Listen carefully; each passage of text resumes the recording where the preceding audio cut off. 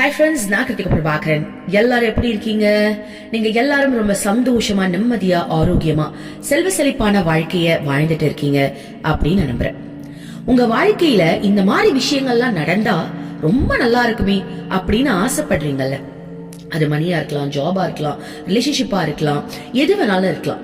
எனக்கு இந்த விஷயம் நடந்தா எப்படி நான் இருப்பேன் அப்படின்னு ஆசைப்படுறீங்கல்ல. ஆசைப்படுறது மட்டும் இல்லாம சில பேர் என்ன பண்ணுவாங்க அப்படின்னா, ஆசை மட்டும் தான் படுவாங்க. ஆனா இருக்கிற வாழ்க்கைய எப்படி நடத்தணும் அப்படின்ற ஒரு விதியும் இருக்கு இல்லையா? இருக்கிற வாழ்க்கைய நம்ம ஒரு அழகா அதே ஒரு பாசிட்டிவ் மைண்ட் செட்டோட நடத்தினா மட்டும்தான் நம்ம ஆசைப்படுற விஷயம் நம்மளுக்கு சீக்கிரம் கிடைக்கும். சோ மேனிஃபெஸ்ட் பண்றது மட்டும் இல்லாம நம்ம இருக்கிற வாழ்க்கையையும் என்ஜாய் பண்ணி அனுபவிக்கணும். உங்களுக்கு நான் புரியுற மாதிரி சொல்றேன் பாருங்க. இப்போ நீங்க வாழ்க்கையில ஒரு பெரிய கோடீஸ்வரர் ஆகணும். அதற்கு நீங்க என்ன நினைக்கிறீங்கன்னா, ஒரு பெரிய 5 ஸ்டார் ஹோட்டல் மாதிரி ஒரு பெரிய ரெஸ்டாரண்ட்டை நான் பில்ட் பண்ண போறேன். அந்த ரெஸ்டாரண்ட்ல நான் இந்த மாதிரி ஒரு பயங்கர ஹைஃபையா இருக்க போறேன். என்னோட ரெஸ்டாரண்ட்டுக்கு வரவங்க எல்லாருமே பெரிய பெரிய ஆட்களா இருக்க போறாங்க, ஆக்டர்ஸா இருக்க போறாங்க, அரசியல்வாதிகளா இருக்க போறாங்க, சயின்டிஸ்டா இருக்க போறாங்க. இந்த மாதிரி பர்சன்ஸ் எல்லாம் என்னுடைய ஹோட்டலுக்குள்ள வர போறாங்க. என் ஹோட்டல் ரொம்ப பிரம்மாண்டமா இருக்க போகுது. ஃபுல் அண்ட் ஃபுல் அந்த கோல்டன் ஷேட்லயே என்னுடைய ஹோட்டலை நான் கன்ஸ்ட்ரக்ட் பண்ண போறேன். இந்த மாதிரி ஆசைகள்லாம் உங்களுக்கு இருக்குன்னு வச்சுப்போம். அப்ப நீங்க என்ன பண்ணணும் அப்படின்னா, இப்ப நீங்க ஒரு சின்ன ஹோட்டல் வச்சிருக்கீங்கன்னா, இந்த சின்ன ஹோட்டலை கூட அந்த பெரிய ஹோட்டல் வச்சிருந்தா நீங்க எந்த மாதிரியான விஷயங்களை பண்ணுவீங்களோ அதை இந்த சின்ன ஹோட்டல்ல இருந்தே நீங்க ஆரம்பிக்கணும். எக்ஸாம்பிள், இப்போ ஒரு பெரிய பெரிய ஆட்களை வெல்கம் பண்ணும்போது எப்படி நீங்க வெல்கம் பண்ணுவீங்க? ஒரு 5 ஸ்டார் ஹோட்டல் நீங்க வச்சிருந்தீங்கன்னா அதே வெல்கம் பண்ற விதத்தை இப்ப நீங்க வச்சிருக்க இந்த சின்ன ஹோட்டல்லயே ஆரம்பிக்கணும். ஓகேவா? அந்த நீட்னஸா இருக்கட்டும், அந்த அழகா இப்போ உங்ககிட்ட என்ன இருக்கோ அதை யூஸ் பண்ணி இந்த விஷயங்களை நீங்க அரேஞ்ச் பண்ணணும். ஓகேவா? உங்க ஹோட்டல் இப்ப சின்னதா இருந்தா கூட ஒரு 5 ஸ்டார் ஹோட்டல் நீங்க வச்சிருந்தீங்கன்னா எந்த மாதிரியான மேனேஜ்மெண்ட் இங்க வச்சிருப்பீங்களோ அத இப்ப இருக்கிறத வச்சு நீங்க பண்ணும்போது ஆக்ட் ஆஸ் இஃப் அப்படின்ற ஒரு மெத்தட உங்களுக்கே தெரியாம நீங்க ஃபாலோ பண்றீங்கன்னு அர்த்தம்.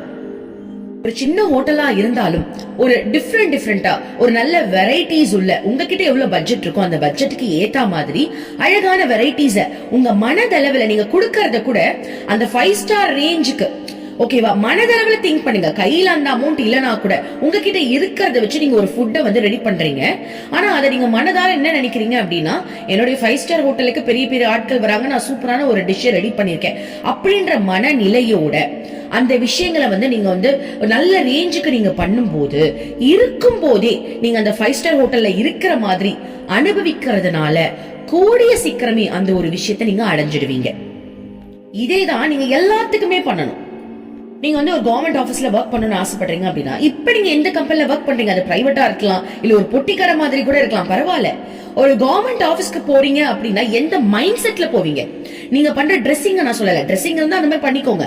ஆனா மைண்ட் செட் அப்படி இருக்கணும். மெயின் போக்கஸ அந்த மைண்ட் செட்ல வைங்க. ஒரு கவர்மெண்ட் ஆபீஸ்க்கு நீங்க போறீங்கன்னா எப்படி போவீங்க? என்ன மைண்ட் செட்டோட நீங்க போவீங்க? அந்த ஒர்க்கை எவ்வளவு அனுபவிச்சு பண்ணுவீங்க? எவ்வளவு பெருமையா ஃபீல் பண்ணுவீங்க? 4 பேருக்கு நேரம் நீங்க எவ்வளவு கெத்தா வாழ்வீங்க? இப்ப நீங்க எங்க ஒர்க் பண்ணாலும், நான் இந்த கவர்மெண்ட் ஆபீஸ்ல தான் ஒர்க் பண்றேன் அப்படின்ற மைண்ட் செட்டை நீங்க அதுல வைக்கும் போது 100% அந்த ஒரு விஷயத்தை நீங்க சீக்கிரமா அட்ராக்ட் பண்ணுவீங்க. அதே மாதிரிதான் இப்ப நீங்க ஒரு கோடீஸ்வர வாழ்க்கையை வாழணும்னு ஆசைப்படுறீங்கன்னா, இப்ப நீங்க சின்ன வீட்டுல இருந்தாலும் சரி, பைக்ல போனாலும் சரி, எந்த விஷயத்துல நீங்க இருக்கீங்களோ அது உங்க கற்பனையால நீங்க ஒரு பெரிய பங்களால இருக்கிற மாதிரி நினைச்சு பாத்துக்கோங்க. உங்க வீட்டுல இருந்து வெளியே வரும்போது ஒரு பெரிய கார்டன் இருக்கு, அந்த கார்டன்ல இப்ப நான் வாக் பண்ண போறேன். நீங்க ரோட்ல வாக் பண்ணாலும் சரி, உங்களுடைய ஓன் கார்டன்ல நீங்க வாக் பண்ற மாதிரி நினைச்சுக்கோங்க. ஒரு நார்மல் பைக்கை நீங்க எடுத்துட்டு போனா கூட ஒரு பெரிய லெவல், ஒரு ஹை ரேஞ்ச்ல இருக்கிற ஒரு புல்லட், எக்ஸாம்பிள்ஸ் ஒரு புல்லட் பைக்கை நான் இப்ப டிரைவ் பண்ணிட்டு இருக்கேன் அப்படின்ற மாதிரி மனதளவுல, புரியுதுங்களா? அது மனதளவுல நீங்க நினைக்க மனப்பூர்வமா அந்த பணக்கார வாழ்க்கை நீங்க வாழும்போது நிச்சயமா நீங்க அதை சீக்கிரமா அட்ராக்ட் பண்ணுவீங்க. Number 2, contemplation, end result. ஓகேவா? அதாவது இப்போ உங்களுக்கு ஒரு எய்ம் இருக்கு. அந்த எய்ம் இப்ப நீங்க அடைஞ்சிட்டீங்க. அடைஞ்சா எவ்வளவு ஹாப்பியா இருப்பீங்க? என்னென்ன மாதிரியான விஷயங்கள் உங்களுக்கு நடக்கும்? என்ன உணர்வோட இருப்பீங்க? எவ்வளவு கெத்தா உங்க வாழ்க்கையை நீங்க ரன் பண்ணுவீங்க அப்படின்ற ஒரு விஷயத்த அடிக்கடி இப்பயே நீங்க நினைக்கணும். இப்ப ஒரு எக்ஸாம்பிள் சொல்றேன் பாருங்களேன். இப்ப நீங்க காலையில வந்து ஒரு 4 மணிக்கு எழுந்துக்கணும், இத்தனை மணிக்கு எழுந்து நான் இதை வந்து பிராக்டிஸ் பண்ண போறேன், இல்ல இதற்கான வேலைகளை நான் செய்ய போறேன் அப்படின்னு ஏதோ ஒரு முடிவு எடுக்கிறீங்க.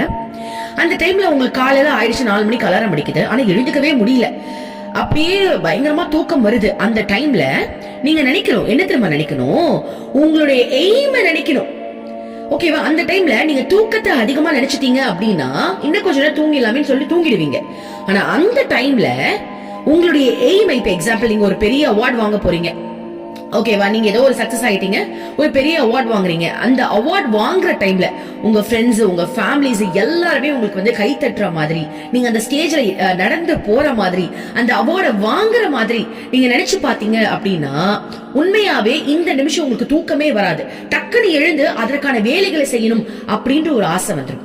இதை நான் எப்படி ஒர்க் அவுட் ஆகும் நான் சொல்றேன் பாருங்க.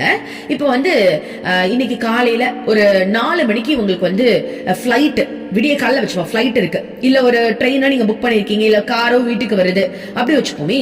எங்க போறீங்க அப்படின்னா ஒரு டூர் போறீங்க அப்படின்னா யோசிச்சு பாருங்க, 4 மணி வரைக்கும் தூங்குவீங்களா?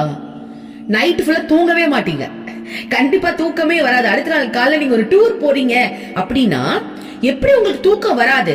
என்ன காரணம்னா உங்களுடைய எண்ணம் வந்து அந்த டூர்ல அதிகமா இருக்கு, தூக்கத்துல இல்ல. இதுவே உங்களுக்கு எந்த ஒரு வேலையுமே இல்ல அப்படின்னா அந்த தூக்கத்துல அதிகமான கவனம் செலுத்துறதுனால அது ரொம்ப சுகமா இருக்கு, நல்லா தூங்கிடுறீங்க. சோ அந்த தூக்கத்தை தாண்டி வேற ஒரு விஷயத்தை நீங்க முன் வைக்கும் போது உங்களுக்கு அந்த தூக்கம் பெருசா தெரியறது கிடையாது. அதுக்காக தான் அந்த ஒரு எக்ஸாம்பிள் நான் சொல்றேன். அப்போ அந்த தூக்கத்துக்கு மட்டும் இல்ல, உங்க லைஃப்ல நீங்க எந்த சிச்சுவேஷன்ல இருந்தாலும் சரி, நீங்க ஒரு கவலையா இருக்கீங்க, இல்ல யாராவது உங்களை ஹர்ட் பண்றாங்க, இல்ல ஒரு நெகட்டிவான ஒரு சிந்தனையில நீங்க இருக்கீங்க அப்படின்னாலும் இந்த மாதிரி டைம்ல உங்களுடைய எய்ம், அந்த எய்மை இப்ப நீங்க அச்சீவ் பண்றீங்க. அச்சீவ் பண்ணும்போது நீங்க எவ்வளவு ஹாப்பியா இருப்பீங்க, எத்தனை பேர் உங்களை பாராட்டுவாங்க.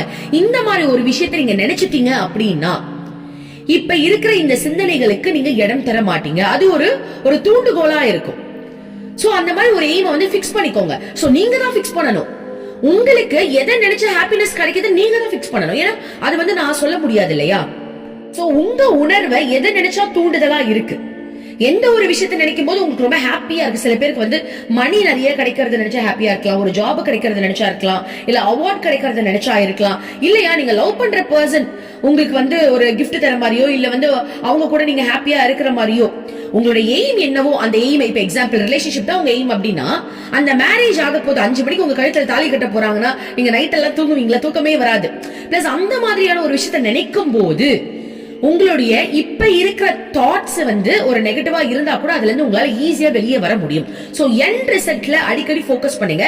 அந்த எண்ட் ரிசல்ட்ட எப்படி நினைச்சா உங்களுக்கு உணர்வுகள் வருதோ அந்த விதத்துல அதை நினைக்கும் போது இப்ப நீங்க ரொம்ப ஆக்டிவா மாறிடுவீங்க. அவ்வளவுதான் கான்செப்ட். இன்னைக்கு இந்த 2 விஷயம் போதும் நினைக்கிறேன். ஒண்ணு என்ன சொன்ன அப்படின்னா, இருக்கிற வாழ்க்கைய உங்களுடைய எய்ம் அச்சீவ் பண்ணீங்கன்னா எப்படிலாம் வாழ்வீங்கன்னு கற்பனையிலேயே அதை நல்லா அனுபவிக்கிற மாதிரி வாழுங்க. நம்பர் 2 என்ன அப்படின்னா, அடிக்கடி உங்களுடைய எண்ட் ரிசல்ட், அந்த எய்ம் கிடைச்சா எப்படி இருப்பீங்க அப்படின்றத அடிக்கடி ஃபோக்கஸ் பண்ணும்போது இருக்கிற சூழ்நிலைகளை உங்களால ஈஸியா ஹேண்டில் பண்ண முடியும். நெகட்டிவா அதிகமா போக மாட்டீங்க, சோம்பேறித்தனம் அதிகமா இருக்காது. சோ எண்ட் ரிசல்ட்ல அதிகமான கவனத்தை வைங்க. இந்த 2 விஷயத்தை நீங்க டெய்லி பேசிஸ்ல ஃபாலோ பண்ணிட்டீங்க அப்படின்னா 100% உங்களுக்கு ரொம்ப சக்சஸ்ஃபுல்லா இருக்கும். நான் ஒரு சின்ன எக்ஸ்பீரியன்ஸ் என்னோட லைஃப்ல இருக்கிறத நான் சொல்லிடுறேன். என்ன அப்படின்னா, என்னுடைய எண்ட் ரிசல்ட் என்ன அப்படின்னா நிச்சயமா வந்து இறைவனடி சேர்றதுதான். ஓகேவா? ஏன்னா என் லைஃப்ல அதுதான் என்னோட பெரிய எய்ம். அப்ப நான் என்ன பண்றேன் அப்படின்னா, காலையில நான் வந்து டெய்லி பேசிஸ்ல சீக்கிரம் எழுந்துக்கிறேன் பகவத்கீதை படிக்கிறதுக்காக. அப்போ அந்த 4 மணிக்கு ரொம்ப ஒரு தூக்கம் வரும், பயங்கரமான தூக்கம் வரும். அப்ப அந்த டைம்ல நான் என்ன நினைப்பேன் அப்படின்னா, உன்னோட எய்ம் என்ன, உன்னோட லட்சியம், மனசுக்குள்ள நான் கேள்வி கேட்பேன், உன்னுடைய லட்சியம் என்ன? இறைவனடி சேர்றது. இப்படி தூங்கிட்டு இருந்தா போய் சேர முடியுமா? முதல்ல போய் வாழ்க்கை முன்னேற்றத்துக்கானது என்னவோ அதை எடுத்து படின்னு அப்படி ஒரு உத்வேகம் வந்ததுனாலயே என்னால அதை நான் நினைக்கிறதுனால அந்த தூக்கத்துக்கு இடம் தர மாட்டேங்கிறேன். டக்குன்னு வந்து அடுத்த வேலையை பார்க்க ஆரம்பிச்சிடுறேன். இப்ப மத்த இந்த நெகட்டிவான சூழ்நிலையில கூட இப்ப எனக்கு ஏதாவது ஒரு ஹர்ட் ஆகுது, எனக்கே ஒரு மாதிரி ஒரு அப்செட்டா ஒரு ஃபீல் ஆகுது அப்படின்னா அந்த டைம்ல நான் என்ன நினைக்கிறேன் அப்படின்னா, இது எல்லாமே நம்ம லைஃபோட ஒரு பாடம் தான். நீ ஏன் இதுல முழுகணும்னு நீ ஆசைப்படுற? ஏதோ ஒரு கர்மா கழிஞ்சதுன்னு நினைச்சுக்கோ. அது மட்டும் இல்லாம இந்த ஒரு விஷயத்தினால நான் அப்படின்ற அந்த அகங்காரம் உனக்கு இன்னும் கொஞ்சம் கம்மியாகுது, அது உனக்கு சந்தோஷம் தான் அப்படின்னு என்னுடைய ஒரு நெகட்டிவான சூழ்நிலையில கூட நான் ஒரு பாசிட்டிவை எடுத்துக்கிட்டு நான் அடுத்து என்னுடைய இலக்கை நோக்கி தான் பயணிக்கிறேனே தவிர அதுல நான் உட்கார்ந்துல. சோ நிறைய பேர் என்கிட்ட வந்து சில கேள்விகள் கேட்டிருக்காங்க. நீங்க என்ன லா ஆஃப் அட்ராக்ஷன் பயன்படுத்துறீங்க, நீங்க நினைச்சீங்கன்னா எவ்வளவு வேணாலும் அச்சீவ் பண்ண முடியும், லைஃப்ல நல்லா ஹாப்பியா என்ஜாய் பண்ண முடியும், நீங்க என்ன எப்ப பார்த்தாலும் இறைவனடி சேரணும் இதே சொல்லிக்கிட்டு இருக்கீங்களே அப்படின்னு என்ன பர்சனலா சில பேர் கொஸ்டின்ஸ் கேட்டிருக்காங்க.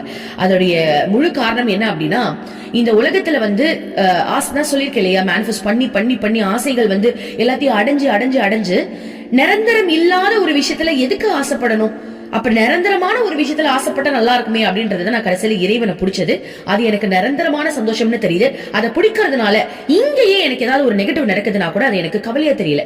எக்ஸாம்பிள், இப்ப என்னுடைய அப்பா இறக்கும் போது கூட அது வலிதானா இல்லைன்னு சொல்லல, ஆனாலும் அதை தாண்டி ஒரு பெரிய சந்தோஷம் என்ன இருந்தது அப்படின்னா, என் அப்பா இறைவன் கிட்ட இருக்காரு, அவரை எப்படி நான் பார்க்கதானே போறேன், எப்படி ஒரு உயிரோட தானே இருக்கிறாரு அப்படின்ற ஒரு தன்மை எனக்குள்ள, அந்த ஒரு எண்ணம் வந்து ஆழமா பதிஞ்சது பாருங்க.